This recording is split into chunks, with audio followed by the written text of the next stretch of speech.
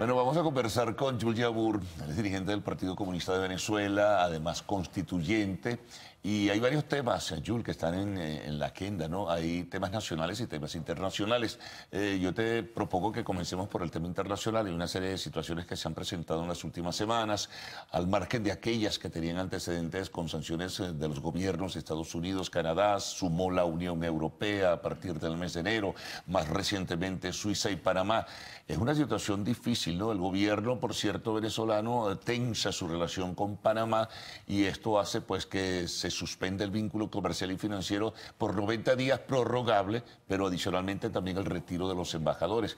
Estamos de verdad en una situación complicada, ¿no? Venezuela reverbera y hace mucho ruido en lo internacional. ¿Qué explicación le das a todo esto? Sí, bueno, gracias Carlos por la invitación a este programa. Un saludo a todos los usuarios que nos sintonizan a través de este canal.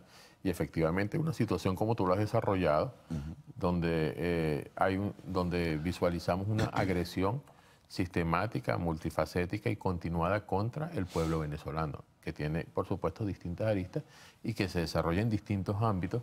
Como hemos señalado anteriormente en algunas oportunidades, nuestro partido ha caracterizado esta situación como una arremetida contra el pueblo venezolano impulsada por el imperialismo norteamericano europeo, donde uno de los instrumentos más poderosos de ese sistema es el gobierno norteamericano y que impulsa entonces un conjunto de acciones contra el pueblo venezolano con gobiernos de la derecha a nivel continental y a nivel internacional que buscan aislar al gobierno venezolano, que buscan generar un caos indudablemente y que permitiría a través de ese caos lograr un cambio a favor de los intereses del gran capital. Eso es lo que está planteado aquí. Cuando vemos que eso se desarrolla no solamente en el ámbito económico, como tú lo has señalado, sino también en el ámbito político, en el ámbito militar, en el ámbito mediático, las agresiones, eso busca entonces generar un nivel de desestabilización que permita un cambio en el gobierno. ¿Tú crees que lo que se busca en el fondo es un desplazamiento del gobierno de Maduro?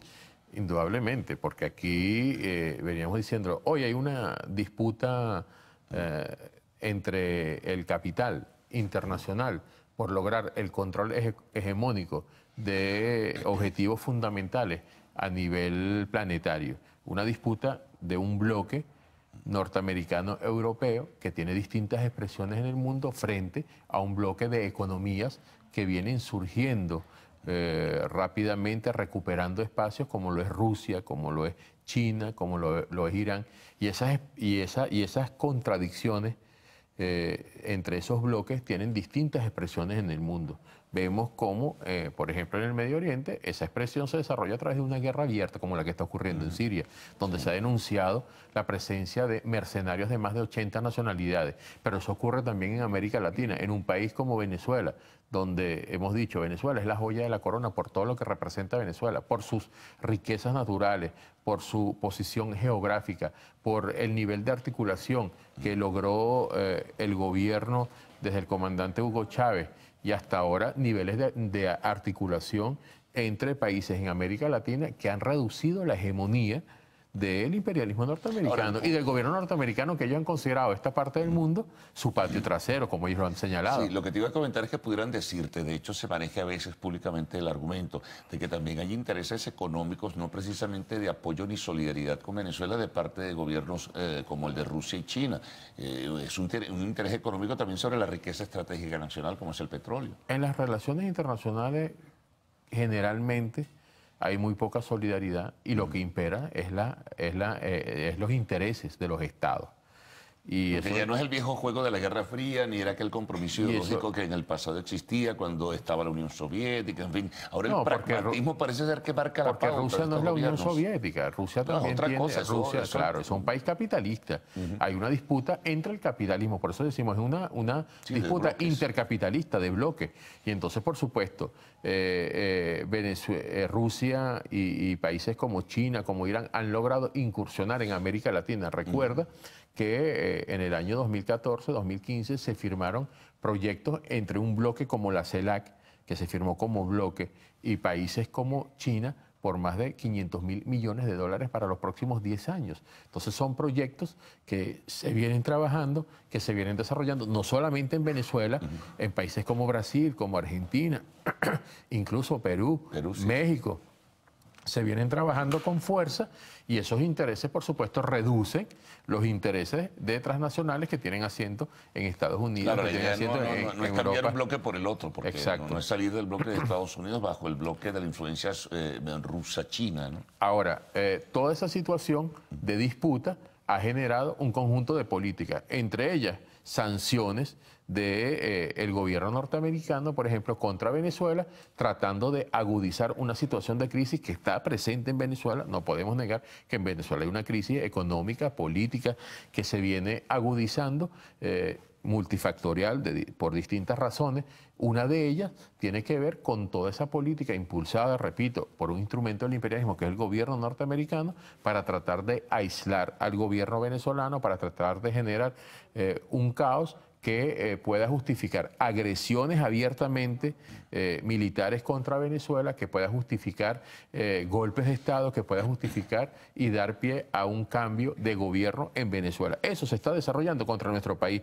Nosotros vemos, por ejemplo, denuncias, Carlos, de bloqueos de cuentas de empresas de Venezuela, empresas estratégicas de Venezuela, donde se le impide la adquisición de químicos, en el caso de PDVSA, que lo vimos cenando, de aditivos químicos, por ejemplo, para la transformación del petróleo. Eso está presente y eso es una realidad. Sí, bueno, eso es importante también porque también de lo suyo hay responsabilidad interna, no todas las culpas vienen del exterior. También el manejo, por ejemplo, ya que mencionaste PDVSA, hay una situación realmente deplorable, lamentable que está viviendo la industria petrolera, una caída significativa de la producción, el problema de las refinerías, el problema de la corrupción, que es fundamental en este caso, también tiene su peso allí, ¿no? Efectivamente, nosotros hemos dicho, y hablando de PDVSA, que es un ejemplo concreto.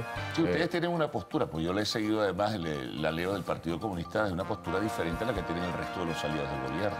Bueno, nosotros hemos dicho que el elemento... Ustedes no pueden tapar el hecho de la corrupción, porque hay todo un recorrido y toda una historia que tiene el Partido Comunista de Venezuela precisamente enfrentado a esa lucha, a ese flagelo. Nosotros no es que solo no la tapamos, nosotros la denunciamos. Y nosotros en cada denuncia exigimos una investigación. Y nosotros hemos señalado, o sea, la investigación tiene que llegar hasta las últimas consecuencias, caiga quien caiga.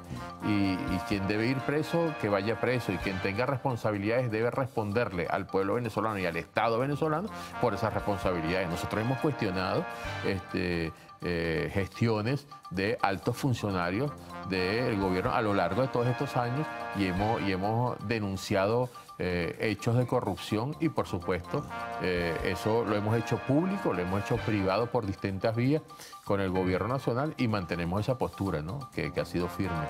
Bueno, vamos a hacer una pausa, Jules. Conversamos con Jules Yabur, él es constituyente, además dirigente del Partido Comunista de Venezuela.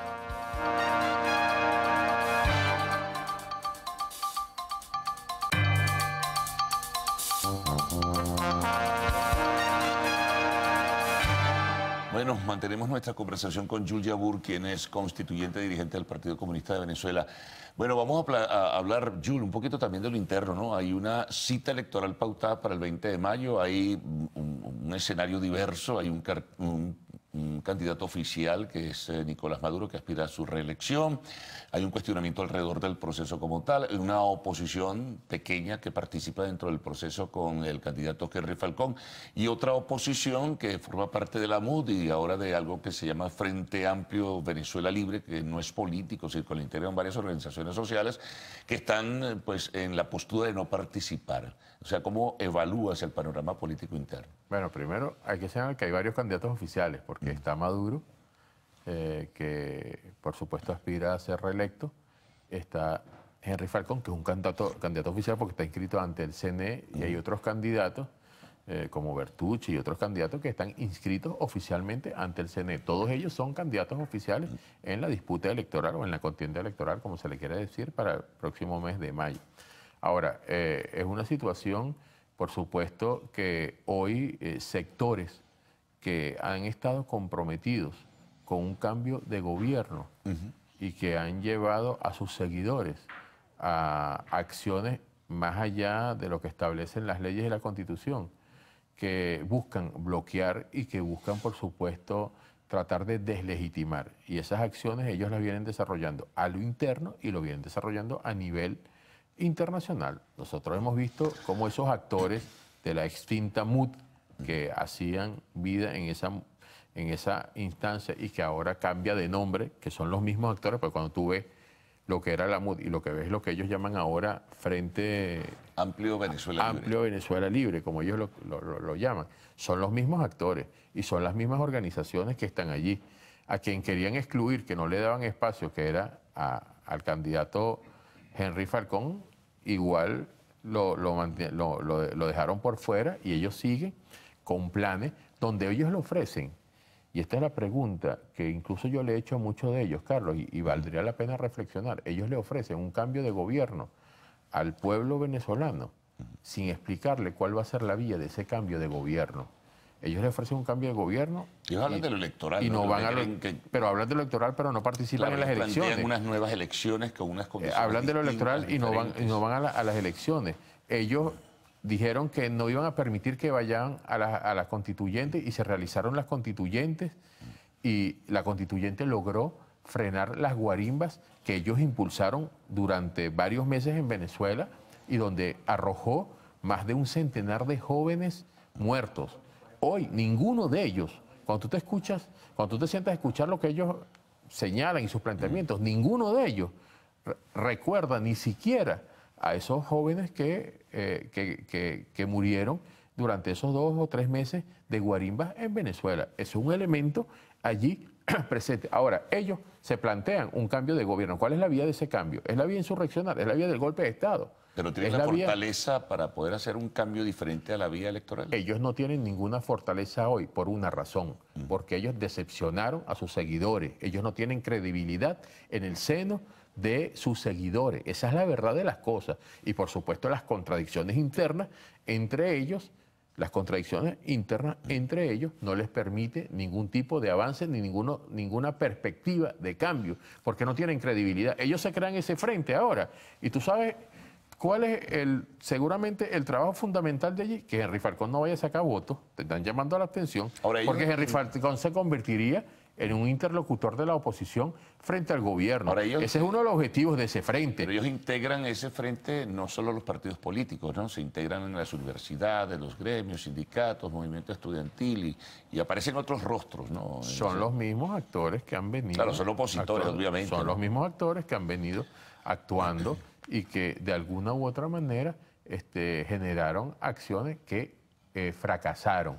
Y esa es la verdad, porque ellos no tienen credibilidad hoy frente a sus seguidores, porque ellos le dijeron que en 6 meses iban a buscar un mecanismo para salir del gobierno del presidente Maduro y no lo lograron, porque ellos dijeron que no iban a permitir las elecciones a una Asamblea Nacional Constituyente y hubo las elecciones y hubo constituyentes y eso frenó las guarimbas y frenó todas las acciones delictivas, de terrorismo y de violencia que había en la calle, porque ellos le dijeron que iban a ir a unas elecciones a gobernadores, iban a sacar la mayoría de las gobernaciones y se ganaron 4 gobernaciones. Ahora, esa es la realidad. Entonces, cuando yo tengo un líder que me promete perspectivas de victoria y de cambio y va de fracaso en fracaso y lo que hace es mentir, y cuando yo veo que esos líderes lo que hacen es negociar por fuera a función de proteger intereses que no tienen nada que ver con el pueblo venezolano, por supuesto que no tienen credibilidad. Ahora, y por eso que ellos no participan en elecciones, porque no tienen perspectiva y no tienen credibilidad. Ahora, bueno, la elección de ir así, Falcón se transforma en el líder de la oposición del futuro, pero antes de concluir, ahora, ¿cómo contrastar todo esto, Yul? Cuando se hace una revisión de las encuestas de opinión pública, hay un deseo de cambio, hay un espíritu y un propósito de cambio en la gente. No sé cuál es digamos, lo que desea en el fondo el colectivo venezolano. Eso también es importante, ¿no? Y hay gente que ve con postura muy, muy negativa y pesimista al gobierno de Maduro. Ahora, fíjate, yo creo que... Ustedes que están en la alianza del Gran Polo, pero que tienen voz crítica interna, tienen que evaluar esto. No, la perspectiva de un cambio frente a una situación de crisis es para todo el pueblo, e incluso para el chavismo. Ahora, ¿qué significa el cambio para nosotros? El cambio para nosotros significa avanzar en unas políticas donde se pueda reactivar el aparato productivo, donde se pueda avanzar en frenar los sectores especulativos como la banca, que ha sido el sector financiero que es reaccionario por su esencia, el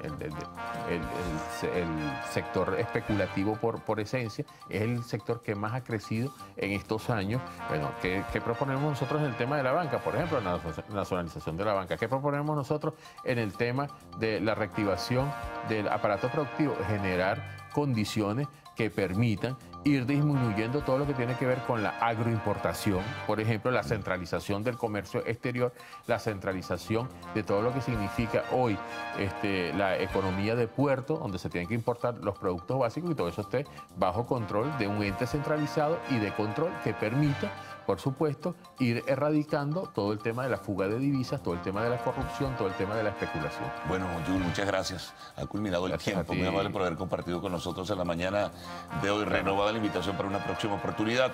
Nos vamos a una pausa, amigos. Al regreso, el segmento de arte y espectáculos en Lo Actual.